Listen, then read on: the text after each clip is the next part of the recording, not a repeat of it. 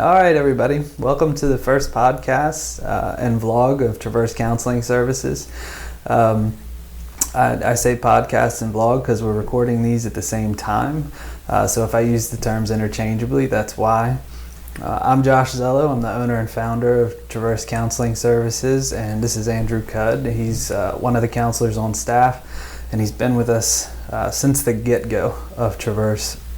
And really, Andrew and I had talked probably a year and a half ago about doing a podcast, doing a vlog, and really putting out education to the community, not only about what our services are and what we do, but also to try and give you education in regards to therapy, in regards to things that are important in therapy, that may be important to your therapy or whatever journey you're on.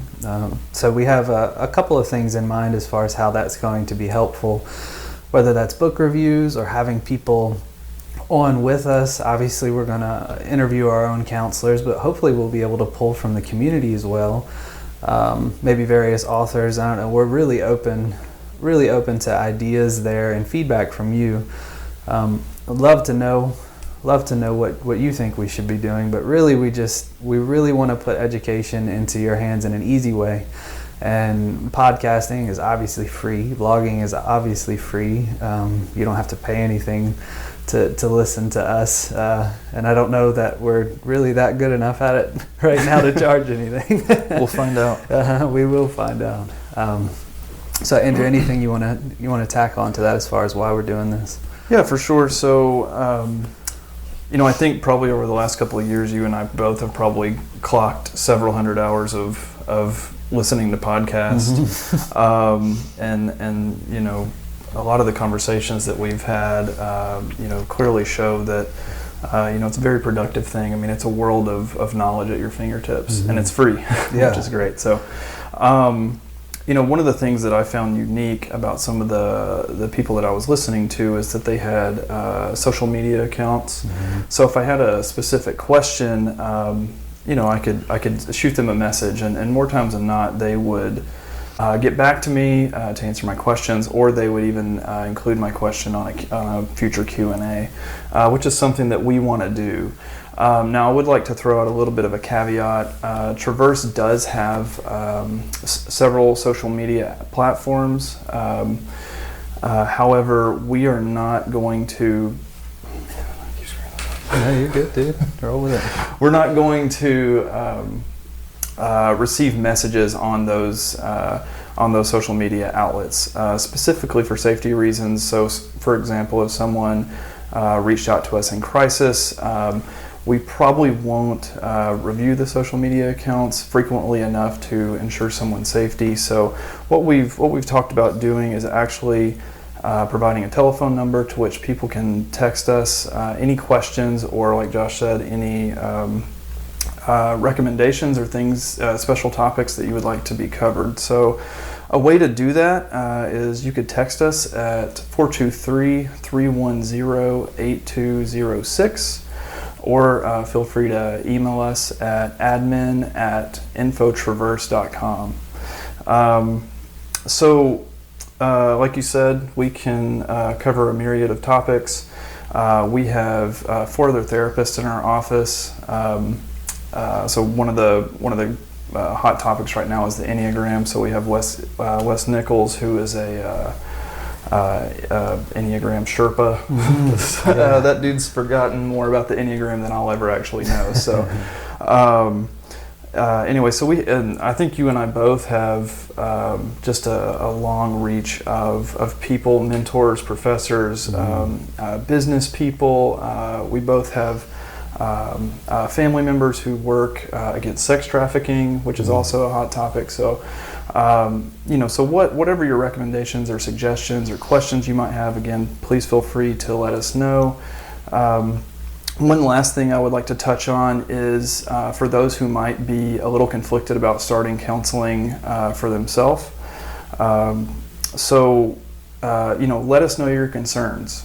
Tell us, what's keeping you from pursuing counseling as an outlet. just given our various social networks, it could be considered taboo. And I think we've all heard horror stories of people having bad experiences with therapists. So we certainly want to, be able to clear some of that up and answer any questions. A lot of people would want to know would therapy be a good resource for me? So you might be in your primary care physician's office and see a pamphlet on cognitive behavioral therapy or EMDR, which is a well-known treatment for PTSD and trauma, and you might want to know a little more in depth as to what those resources are, and we'll be happy to cover some of those things. So, and then, like I said, if Josh and I doesn't know, we have far reach to be able to bring in resources and research and on our own. So. Yeah, absolutely, and we'll know to bring that reach in by your correspondence. Definitely ask questions. Like Andrew said, number is 423-310-8206, and the email to reach us at is admin@infotraverse.com, which can be found on our website. You can also go to our contact page and send us a message directly there as well. So be sure to check out the website and what we have to offer there for you. And I guess with this episode, we wanted to do a little introduction, obviously, to why we're recording this thing, but I guess a little bit of an order for it, and we're going to keep the order loose so that we can kind of freely converse and not be bound by a lot. One wanted to share, what is Traverse Counseling Services? Where did it all start? Why it exists, and what we hope to put out there for you. As far as services and our social media platforms and our podcast and blog. Right. So Traverse Counseling Service, it started probably about, I guess it's been about 5 years now that it became a semi-brainchild of mine, and very soon afterwards Andrew entered my life at Lee University's counseling center. We started working there together. But really, like what the whole purpose of Traverse Counseling Services was to provide a safe, ethical, and affordable service for the community, and an emphasis on all three of those. And then we also have goals for our counselors as well, that they also have a safe and healthy environment to be practicing in. So our mission is really twofold: one for the community and one for our group of counselors, which are 6 of us all together at our Cleveland location. And then Wesley Nichols and I also practice in Chattanooga, which that Chattanooga office, hopefully in the next year here, will get a little bit bigger. But we really wanted to provide those foundational things for the community. So in regards to it being a safe place, we've chosen an office that's absolutely comfortable, outfitted it in a little therapeutic oasis of a way. Right. It's even off the street. We're actually in the back of the complex, so it's kind of nice for people's confidentiality. Oh, absolutely. We're tucked in the back corner, and it's private. There's a ton of parking in both locations. Actually, in our Chattanooga location, we're in the Southern Sadlery building. It's downtown, but there's free parking in a giant parking lot, so that's pretty rare to find. But we really wanted to provide safety. That includes your information as well. So obviously we keep everything very, very confidential and safe through top of the line and really cutting edge technology as well. We use really fine programs and make sure that all of our data is kept secure, safe. As far as the ethics side of things, it being safe and ethical, I was very sure to bring in people that are ethical as far as the work that they do. We don't blur lines or boundaries here. We keep within the parameters of our license, and we make sure that we're trained in what we're offering. And if we're not trained in what we're offering, we'll let you know right out of the gate, and make sure that you get plugged in with somebody in the community who's going to be a better fit for you. Though with our practice, I mean, we cover a wide range of various different things that you may be coming in for, whether it's anxiety, depression, sexual issues, marriage and family issues. Children come in as well. We have some play therapists on staff. Really, we cover a wide array and a wide array of therapeutic techniques as well. So Christian therapists? Yes, absolutely. Issues regarding spirituality and faith, obviously something that we care about. And in this area of the country, it's something that's really, really important that we continue to touch on that. That's also not to say that, obviously not everyone would want a faith-based therapy approach. Yeah, so, absolutely. so don't feel like that's all we do. Absolutely. Yeah, we're certainly open to the gamut of different backgrounds that are going to come into the practice, and very comfortable with those backgrounds, especially at this point. So there's that. And then our last leg of affordability, as far as what Traverse offers, one of the first endeavors that we undertook, which I have to give Julia, our office administrator, a lot of credit for. But we're all boarded with insurances, so we do accept commercial insurance, and we accept also state-funded insurance. And if you don't have insurance at all, we will work with you as far as a sliding scale based on what type of income you're bringing in. So all of these things went into consideration when starting Traverse. And well, what's behind the name? What is Traverse Counseling Services? Why Traverse? Well, I'm an outdoorsman. Absolutely love the outdoors. The more you listen to this, the more I'm going to be providing some sort of metaphor that ties us back to nature somehow, most likely. Avid fisherman. Andrew also is an avid outdoorsman, but I kind of dreamed up the name Traverse because of the course of action when you're traversing, whether you're on water or you're on land. The idea is that you have a tremendous obstacle in front of you. When you're on water, it's the wind is blowing directly at you, and you sort of navigate in this way, whether it's a sort of zigzag pattern or depending how the water is, you traverse that water in a way in which you try and use that resistance to help propel you forward, and to take a path that gets you through that wind as best as possible and as safe as possible. When you're on land, it might look like something traversing a mountain, and you're looking for a course up this mountain or across this mountain or across a range of mountains that is going to allow you to take on the obstacle without being overcome by the obstacle. So that's why we went with the name Traverse. I get a lot of questions about that, and but I stand behind the meaning of that name. It really signifies how we all view therapy, which is, well, we're not going to take the issue and pretend the issue doesn't exist, or we're not going to be overcome by the issue. We're going to take the issue, but we will take a course throughout the issue that is going to hopefully land you on the other side of it in a safe manner and stronger and for the better. So I with having Andrew here, I couldn't help but throw this question into the mix.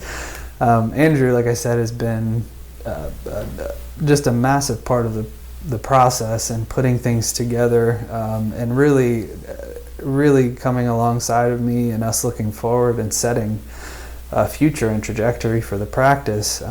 But it'd be great to hear from you, Andrew, as far as why Traverse, why when we got in these conversations did you become so passionate about it, and ultimately recently come on with us full time out of a pretty stable position in substance recovery. So.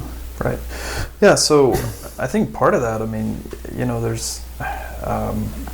there's nothing more, there's not a lot of things more fun and exciting than to dream, right? Mm-hmm. Than to create something out of nothing. Mm-hmm. And I think you and I both were pretty locked into certain demographics that we could work with, whereas at Traverse, we have autonomy with trainings and different people, and those things are supported, and so I think every therapist has the ability to dream, to pursue different outlets and pursue trainings and specializations.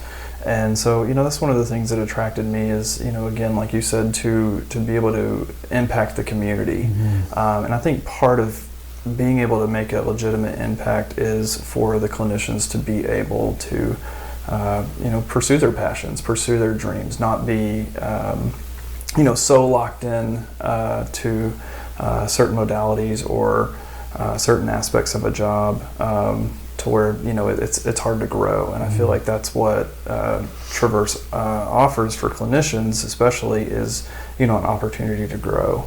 So yeah. Yeah, nice, man. Yeah, and I too made a sort of leap. It was a few years back, a leap very similar to what Andrew recently did into the practice, where I was working full-time for Lee University and doing practice work on the side, private practice work with Traverse on the side. And the need in the community just became so great, and something we were doing was working. This idea that we have for what a practice should look like and how we can actually reach the community.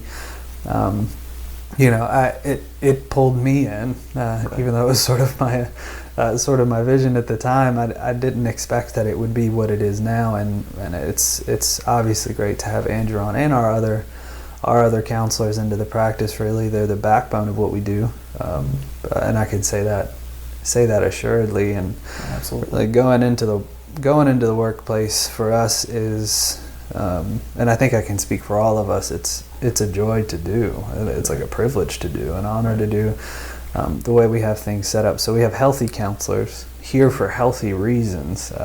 It's not like we were absolutely sick of our work environments previous and we're just looking for a way out. It's like, hey, this is something, it's building momentum, it's got steam behind it, and it has good value and purpose behind it. So it's easy to just jump right into that. And it sustains itself. I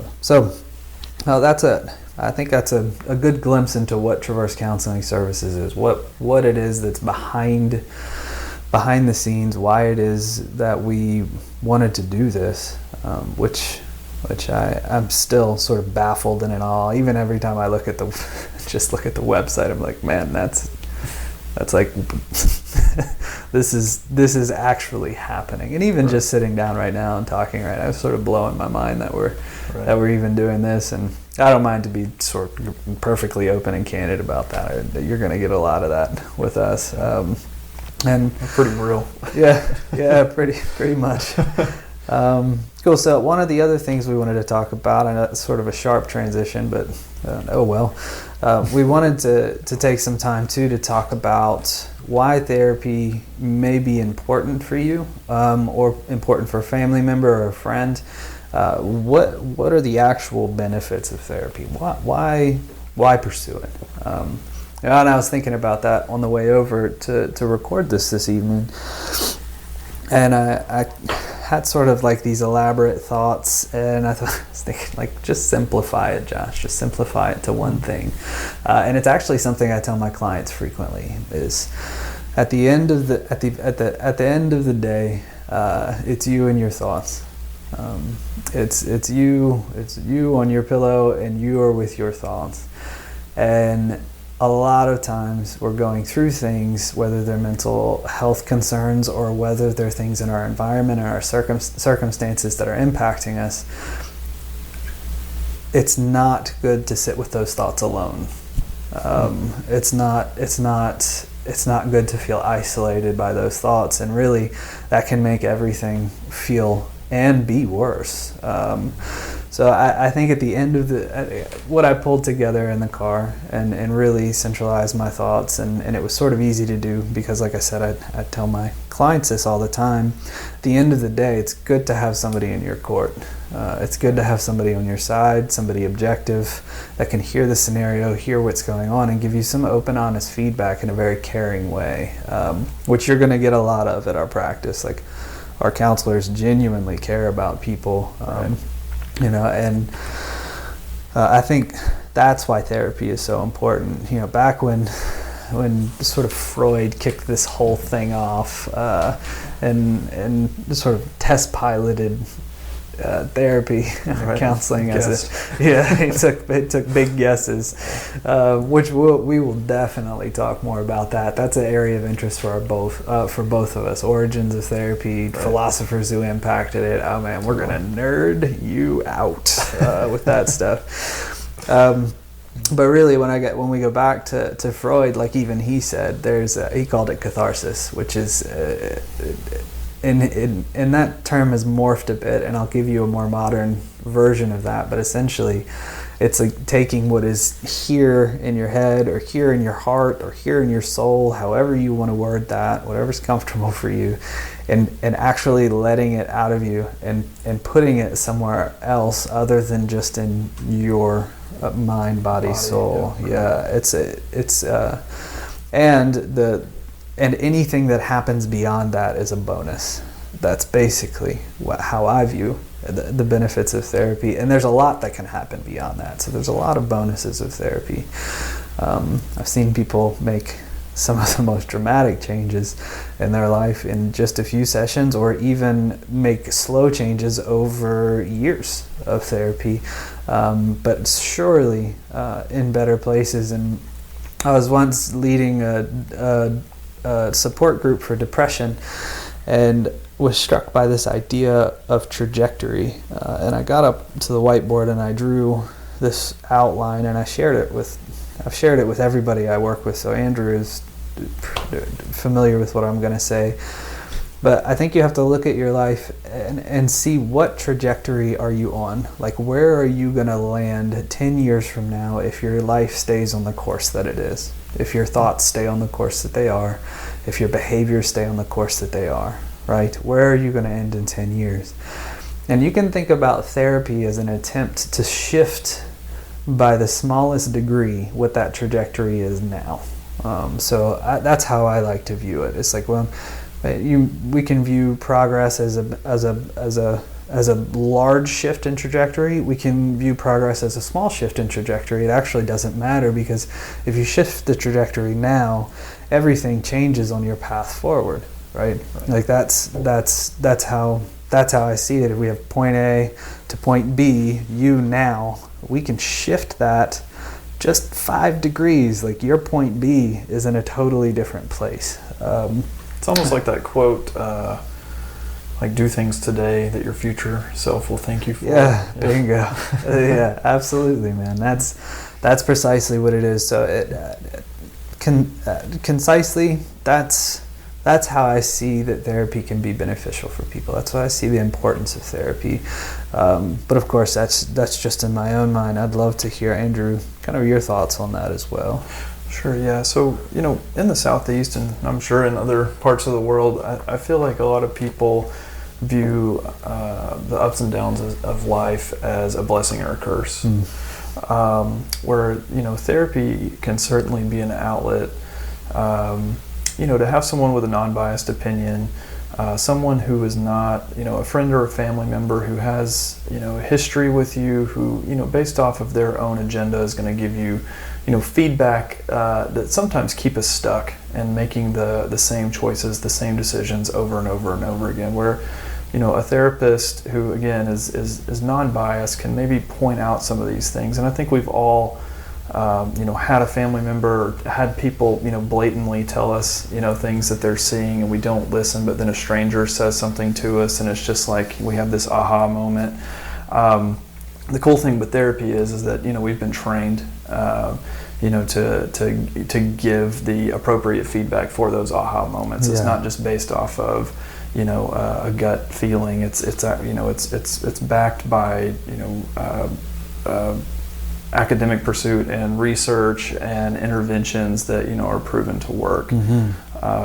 So sometimes we make attempted, or we make mistakes, and then we try to fix those mistakes, and oftentimes we go down roads of trying to find solutions to our problems that sometimes lead to addiction or patterns of behavior that just aren't productive for us. So therapy can be a way to navigate that, and to try new things, to try ways to do our life in a productive way.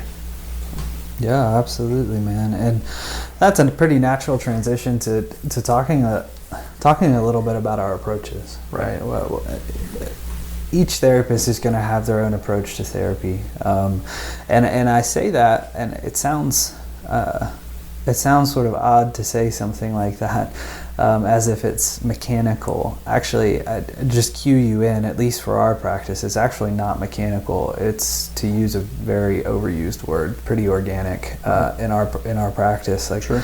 My approach is directly affected by my personality and how I view the world. So I say my approach as if I chose it. It's more chosen me. Right. Yeah, I think that would be accurate between us. Absolutely. So for me, my thoughts on therapy are there's also there's an important part of therapy that involves the relationship between the client and the counselor. And for me, that relationship is pivotal, not just in the sense of like, oh, you want to be able to trust your counselor, but you also want to know that your counselor is being honest, is being open, is being congruent with you, which obviously is going to build that trust. But you also want to know that your counselor has your best interests in mind, and is willing both to encourage you and also to challenge you. But that takes a relationship. Like you think about marriages, or you think about friendships. Like Andrew and I are also friends, and what's really awesome about our friendship and the way it's developed over years is, we're perfectly willing to challenge each other, and we're perfectly willing to cheerlead each other, as long as those are the things that should be done in those moments, right? So my approach, I would say, is relational. I'm looking to establish a good relationship with my clients, one that they feel comfortable in, one that I too feel comfortable in, and that we have some really honest and open dialogue going on, and that you know that my priority is your health. I don't need anything out of that relationship. That is for you. So that's sort of foundational for me. From there springs all kinds of things. One of the approaches therapeutically that I really appreciate, and again, it has to do a lot with the way that I think, but I love the existential approach to therapy, looking at life and asking, well, what is the purpose of life? What is my meaning? And really relating that to a fear of death, a fear of abandonment, and how core those things actually are in us, both biologically and psychologically and spiritually. So those three ways, that those things are sort of fundamental in us and can wreak havoc in our lives in all sorts of ways that we aren't even aware of. And I think that's one of the things that I really do enjoy about therapy. Andrew talked about aha moments or light bulb moments.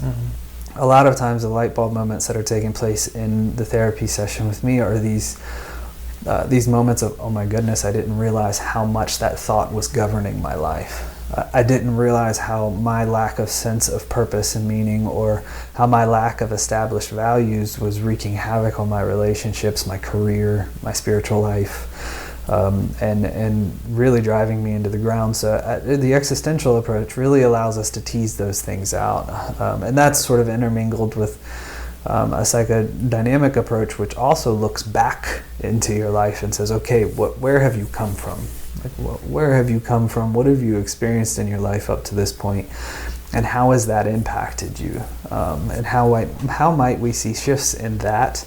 And also using the therapeutic relationship as a platform to offer some of that shift. So to use the trust and the trust formed in the sessions in the therapy office as a platform to say, there are people that are trustworthy, right? And to take something like that out and to practice it outside of the counseling office it's an incredible thing. I also use interventions from the rational camp, the CBT, the REBTs, all the BTs, which is sort of a behavioral model mixed with a rational model, which we're looking at thoughts and evaluating, okay, how true or false are these? Should I be behaving based on these thoughts?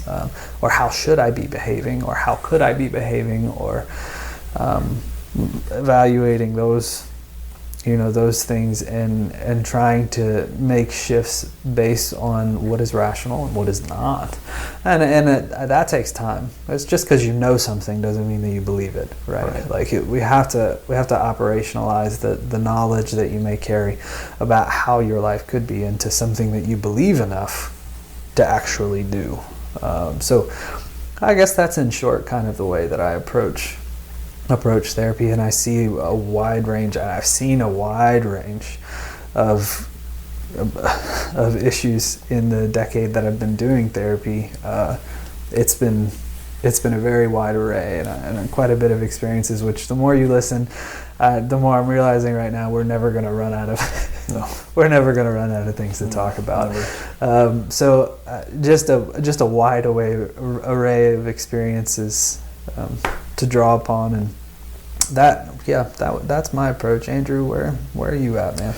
So I had a pretty unique experience because my master's degree was in marriage and family therapy, right? Mm-hmm. Which is an approach that really looks closely at families and then also society, and how that affects your symptoms: depression, anxiety, your view of self, your self schema, how you think that people feel about you, and then and how that plays into your functionality through your day-to-day life.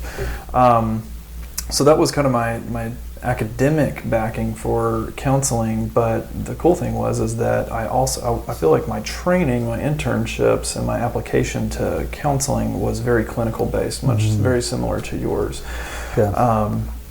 So when I after I graduated, my jobs were more clinical based, both in hospitals and schools and that kind of thing. Whereas now at Traverse, it's neat because I can combine the two. Yeah. So my modalities very much align with yours. So a lot of like what you said, but also trying to understand the family piece. How. Again, it kind of goes back to like what's not working with communication with your relationships. If you're using themes of blame or defensiveness, or if you find yourself withdrawing, so I'm talking about John Gottman types of approaches. These are all things like that he would discuss and evaluate with couples, which I work a lot with couples. So that's kind of my take, is to try to combine both aspects, the thoughts and the here and now feelings, right? But also having the availability to bring in someone's spouse or sibling or parents or grandparents, to because sometimes there's only so much work we can do if the continuing problem is something in the home, then it really helps to bring in others to hear others' opinions and shine light on what's going on. No, absolutely. And I think the more that we bring in guests, the more that we talk about different books, right, the more material we have out on the table, you're going to kind of hear how we interact with the world, which also obviously impacts how we interact in the therapy office. So that's a good snapshot.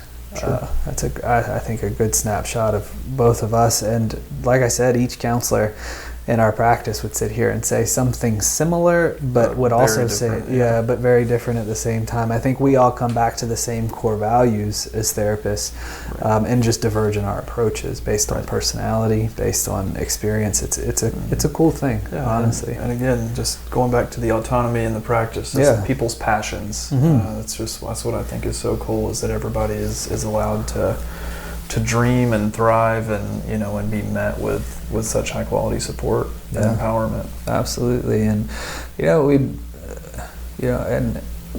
really, if you're listening to this and you're something is striking a chord with you, you're really thinking like this is a good practice for you, or maybe Andrew or I may be a good therapist for you, you might be wondering, okay, like, how do I get this process kicked off? Which can be a bit intimidating. Right. Honestly, like it can be the most intimidating part. I think it's the largest step is making it to your first appointment. So I wanted to spend some time breaking down what that actually looks like at our practice. Right. Super easy. Yeah. It honestly, we've tried to make it as easy as possible. Right. So really, you can email us. It's a little bit slower of a process to get things started via email. It's a lot quicker just to give our office a call. We have an office manager. Again, her name is Julia. You can let her know that you're wanting to get an appointment set up. Right. Hop onto our website first. Take a look over the counselors. You'll see Andrew and I on there, obviously, but you'll also get to read about our other therapists on the counselor page. They each have bios. They talk about their approach, their specialties, all things that we'll get into in future episodes for sure. But you go on there and educate yourself a bit. You can see what our services are. You can find links, helpful links on the website as well. But educate yourself there as far as who you may want to establish the appointment with. Make sure that you also choose a second as well, because our services are in high demand. So sometimes that counselor may be full. That maybe you'd be willing to wait a little bit to get onto their get onto their caseload. But make sure to have another counselor too that you're comfortable with to let Julia know. And so that would be the first step, is just to go ahead and give her a call or give our office a call. From there, she'll get you set up with an appointment. She'll make sure that counselor is in network with your insurance if that's what you're wanting to do, if that's what you're wanting to go through. We can verify your benefits if that's something you need, but I would recommend just giving your insurance company a call and checking to see what your benefit is ahead of time. Or if you're not that concerned about it, no worries.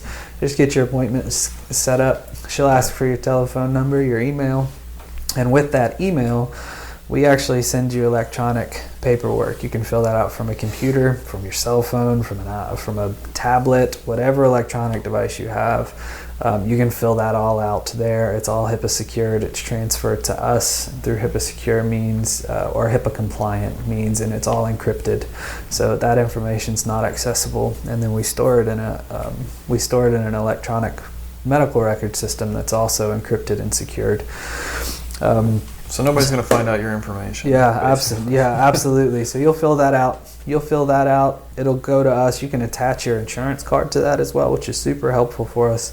We'll get that intake paperwork in, and all you have to do is show up to your first appointment. And generally, we can get people in sometimes the week of, depending on the situation. I mean, I know I've gotten people in the day of. I mean, but now that's not the expectation. That's not always the case. That was just like somebody canceled or something came up. But generally, what would you say the wait is about? A week to 2 weeks. Yeah, I would say we shoot for a week to 2 weeks. If we can, if our caseloads are open and we're going to get somebody in, we're going to try and get them in a timely manner. Right.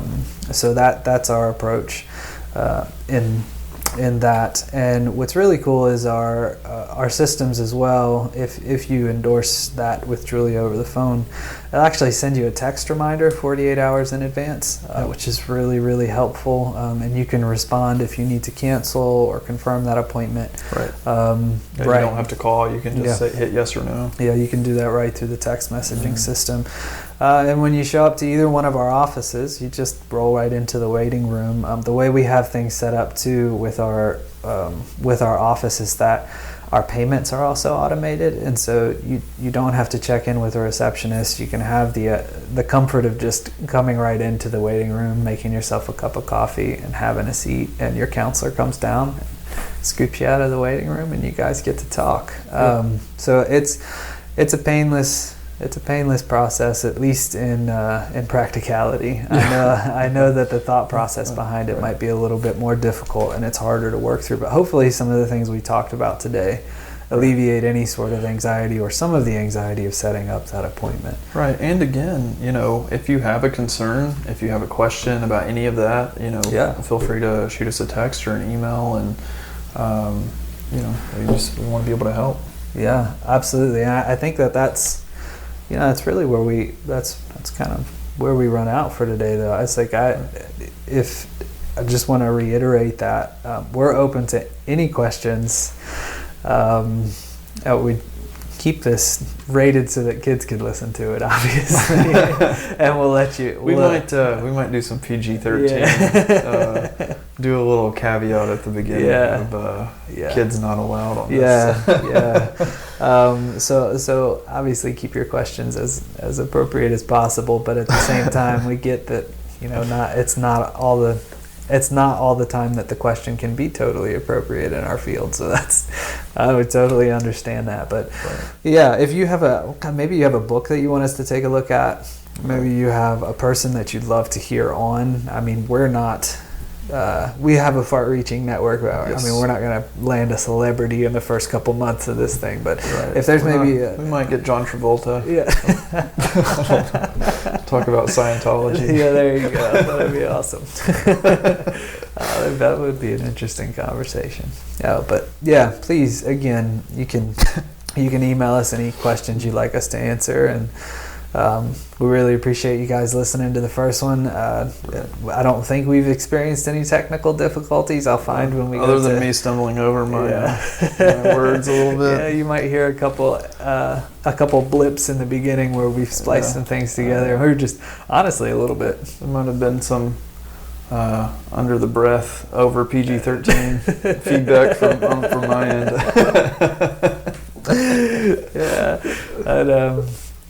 So thank you guys for listening. I think we're gonna shoot for putting out a podcast every couple weeks, and we'll just see what happens. And there'll be probably all different links. Mm-hmm. If there's somebody shoots us a question and it's a quick 10-20 minute kind of deal. It could be either one of us or 20 people, we don't know. So, absolutely. Or more specific things like book reviews and extended interviews, probably could be a little longer for sure. So. Absolutely. Cool. Well, thanks again, guys, and we'll catch you next time. Bye. Toodles.